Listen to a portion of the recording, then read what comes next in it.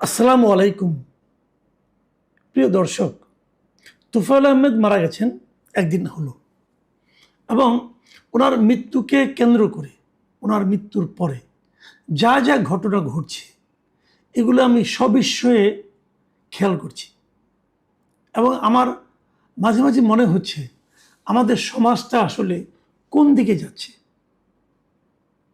Social মিডিয়ায় আমি যে সমস্ত রিয়াকশন দেখেছি, যখন ওনার মৃত্যুর সংবাদটা কোনো পত্রিকায় প্রকাশিত হয়েছে, সেই পত্রিকার যে ফেসবুক পেজ, সেই পেজে নানা ধরনের রিয়াকশন এবং কিছু রিয়াকশন ছিল মানে এতটাই আপত্তিকর রিয়াকশন।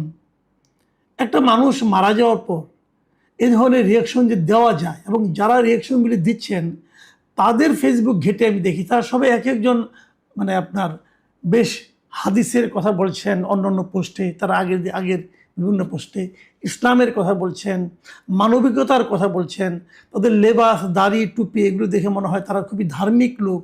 কিন্তু আমি বুঝতে পারলাম না যে একজন মুসলমান মারা যাওয়ার পর তারা এ ধরনের মন্তব্য কি করে করতে পারলেন। হয়তো ওনারা বলবেন তোফায়েল আহমেদ মুসলমানই না, কিন্তু আমি আবার এটাও বুঝি না একজন লোক যদি সে নিজে থেকে নিজেকে অমুসলিম দাবি না করে তাহলে আরেকজন লোক কি তাকে মুসলমান নয় এটা বলতে পারে? এটা বলার এখতিয়ার কি আল্লাহ কাউকে দিয়েছেন? এবং যে সমস্ত অশ্লীল কথাবার্তা মানে বিশ্বাস করেন আমার মানে আমি ভাবতে আমার বিশ্বাস হচ্ছিল না যে আমাদের দেশের নাগরিকদের মধ্যে এত সংকীর্ণতা, এত নীচতা কিভাবে থাকতে পারে। কতগুলো ঘটনা ঘটেছে। প্রথম জানাজাটা হয়েছে ধানমন্ডির তাকওয়া মসজিদের এখানে আবার দেখেছি যে উনি মারা যাওয়ার পর ওখানে আবার কেউ কেউ জয় বাংলা স্লোগান দিয়েছেন। দিতে পারেন এই কারণে আমি মনে করি যেটা তোফায়েল আহমেদের রাজনীতিটা কি ছিল। তোফায়েল আহমেদের রাজনীতি কিন্তু ছিল জয় বাংলারই রাজনীতি। আর তাছাড়া জয় বাংলাতে কোনো নিষিদ্ধ স্লোগান নয়। জয় বাংলা কি এমন স্লোগান যা দিলে আপনার ওজন নষ্ট হয়ে যাবে? যদি কেউ জয় বাংলা বলেন তো তাতে ক্ষিপ্ত হওয়ার কি আছে, তাতে রাগান্বিত হওয়ার কি আছে? আপনি আপনার দলের স্লোগানটা দেন। তারা একটা স্লোগান দিচ্ছে, এই স্লোগানটা আওয়ামী লীগের স্লোগান। এটাও তো আওয়ামী লীগ যদি দাবি করে, এই দাবিটা তো আমি অন্যায় মনে করব। আমাদের মুক্তিযুদ্ধের সময় তো এই স্লোগান দিয়ে মুক্তিযুদ্ধ হয়েছিল। ওগুলো তো আওয়ামী লীগের লোক ছাড়া আরও অনেক দলের লোক ছিল, অনেক নির্দলীয় লোকও ছিল। তারাও কি স্লোগানটা দেয়নি? দিয়েছে। এটা কি বাংলা নয়? আপনি যে ভাষাটা বলি, আমরা কি পূর্ব বাংলার ভাষায় কথা বলি নাকি বাংলা ভাষায় কথা বলি? তো এখন পশ্চিমবঙ্গ একটা থাকতে পারে, যেমন কোরিয়া, দক্ষিণ কোরিয়া আছে, উত্তর কোরিয়া আছে। তো তারা যদি জাতি হিসেবে বলে আমি কোরিয়ান, কোনো সমস্যা আছে? তো এইটা নিয়ে আপনি এত উত্তেজিত হচ্ছেন কেন? হচ্ছেন এই কারণে এই স্লোগানটা ছিল আমাদের মুক্তিযুদ্ধের স্লোগান। এই স্লোগানের মাধ্যমেই দেশের একদম সাধারণ মানুষের হাতে এই স্লোগানের মাধ্যমে তারা জোর পেয়েছে, যে বল পেয়েছে, যে উদ্দীপনা পেয়েছে, তার মাধ্যমে পাকিস্তানি বাহিনীকে তারা পরাজিত করতে পেরেছে। এবং এই পাকিস্তানি বাহিনীর পরাজয়কে, এই পরাজয়ের কারণে যাদের মনে হৃদয়ে বেদনা তৈরি হয়েছে তারা এই স্লোগান দেখলে ক্ষিপ্ত হতে পারেন। আজকে জিয়াউর রহমানের কথা আমি বলি, বিএনপি প্রতিষ্ঠাতা নিজেও কি জয় বাংলা স্লোগান কখনো দেননি? ওনাকে কি গান পয়েন্টের স্লোগানটা দেওয়ানো হয়েছিল? উনি নিজে থেকে দিয়েছেন। তো তার দলের লোকই বা এতে ক্ষিপ্ত হয় কেন? এটা কোনো দলীয় স্লোগান নয়। আপনাদের এভাবে ভাবতে হবে তোফায়েল আহমেদের অবদানটা কি ছিল। আমরা 69-এর গণ অভ্যুত্থানের কথা জানি। 69-এর গণ অভ্যুত্থানটা এমন ছিল যে সেই অভ্যুত্থানের কারণে কিন্তু আগরতলা মামলায় যে বঙ্গবন্ধু শেখ মুজিবুর রহমানকে গ্রেপ্তার করা হয়েছিল, তার জন্য ফাঁসির আয়োজন করা হয়েছিল, সেখান থেকে আইয়ুব সরকার তাকে মুক্তি দিতে বাধ্য হয়। এবং অনেকে একথাও বলে থাকেন 69-এর সে গণ অভ্যুত্থানটাই ছিল আমাদের স্বাধীনতার মানে সূতিকাগার বলতে পারেন আপনি। সেখান থেকে আমাদের স্বাধীনতার বীজটা বপন করা হয়েছিল। এই হয়তো অনেকে আরও আগের কথা বলবেন, আগে সে 52 ভাষা আন্দোলনের কথা বলবেন, তবে যুক্তফ্রন্টের নির্বাচনের কথা বলবেন, কিন্তু প্রথম স্বাধীনতার কথাটা, প্রথম বাংলার স্বাধিকারের কথাটা, জয় বাংলা কথাটা, এটা কিন্তু 69-এ প্রথম উচ্চারিত হয়েছিল। এবং সেই পুরো আন্দোলনের শীর্ষস্থানে ছিলেন এই তোফায়েল আহমেদ।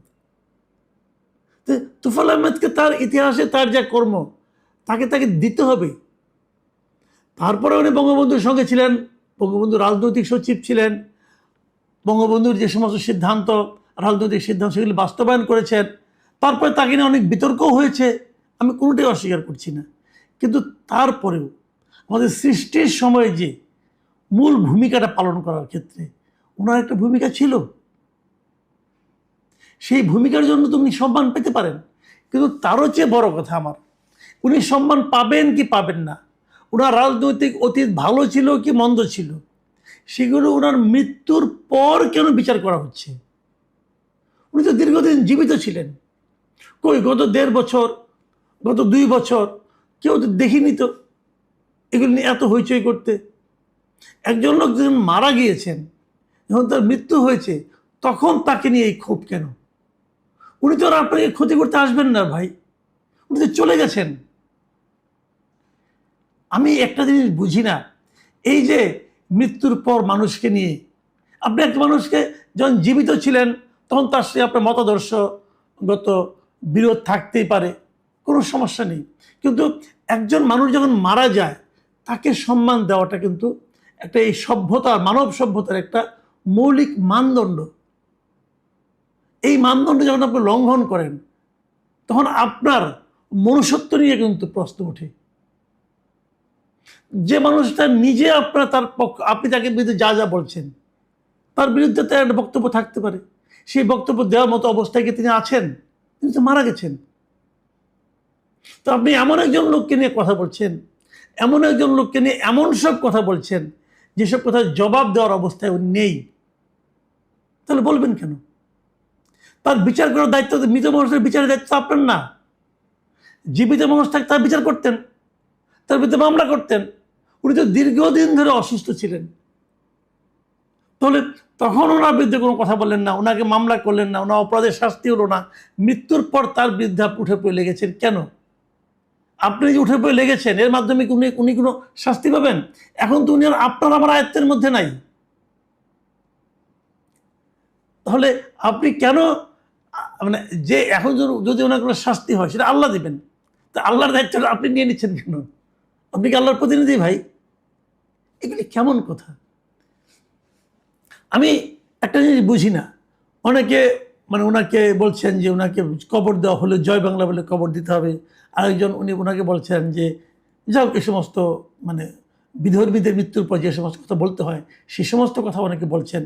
এই যে হা রিয়েক্ট দিচ্ছেন, এই যে দিচ্ছেন, এটা যদি আপনি প্রকৃত মুসলমান হন তাহলে তো আপনি এটা করতে পারেন। আপনাদের একটা ঘটনা, এটা সবাই জানেন, তবু আরেককে বলি, এটা বহু হাদিসে এই জিনিসটা কিন্তু আছে, যে একবার একজন ইহুদির লাশ নিয়ে যাচ্ছিল, মানে বহন করে নিয়ে যাচ্ছিল, তখন হযরত মুহাম্মদ সাল্লাল্লাহু আলাইহি ওয়াসাল্লাম সেখানে ছিলেন, বসেছিলেন, সাহাবীদের নিয়ে কথা বলছিলেন। তিনি ওই যাওয়ারটা দেখে উনি দাঁড়িয়ে যান। তখন সাহাবীরা তাকে বলেন, তিনি তো একজন ইহুদি, আপনি দাঁড়িয়ে গেলেন কেন? আমাদের হযরত মুহাম্মদ সাল্লাল্লাহু আলাইহি ওয়াসাল্লাম, আমাদের নবী করিম সাল্লাল্লাহু আলাইহি ওয়াসাল্লাম উনি কী বলেছিলেন জানেন? তিনি বলেছিলেন, সে কি একজন মানুষ ছিল না? ভাবুন, আপনারা ভাবুন জিনিসটা, আপনারা কি করছেন? আপনারা নিজেদেরকে দাবি করছেন যে আপনারা এই নবীর উম্মত, আর আপনাদের আচরণ হচ্ছে কুৎসিত আচরণ।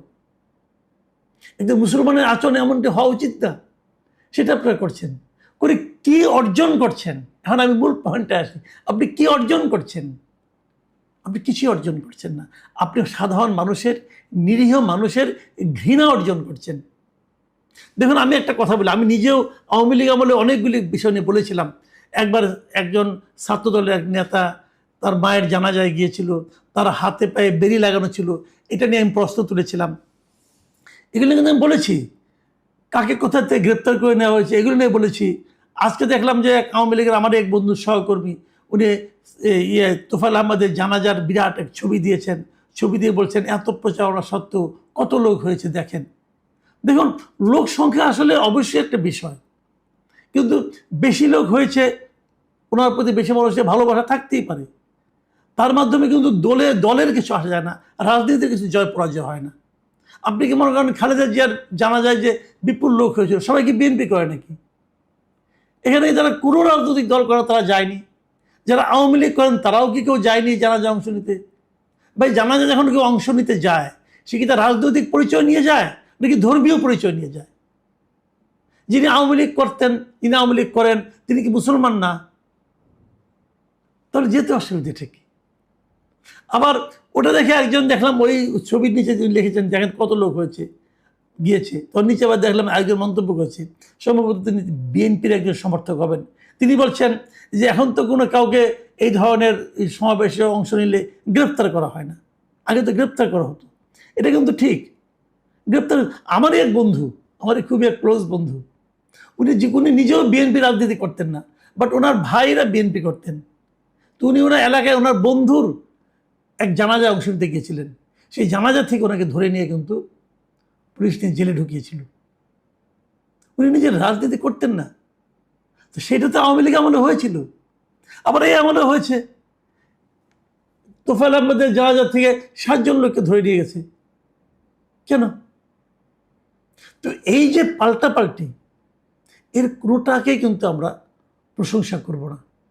দুইটাই কিন্তু আপত্তিকর, দুইটাই পরিত্যাজ্য। এগুলি যারা করবেন তারা কিন্তু আমাদের উদাহরণ হবেন না, এবং তারা আমাদের এই সমাজের, আমাদের মানুষের জন্য কোনো উদাহরণ সৃষ্টি করবেন না।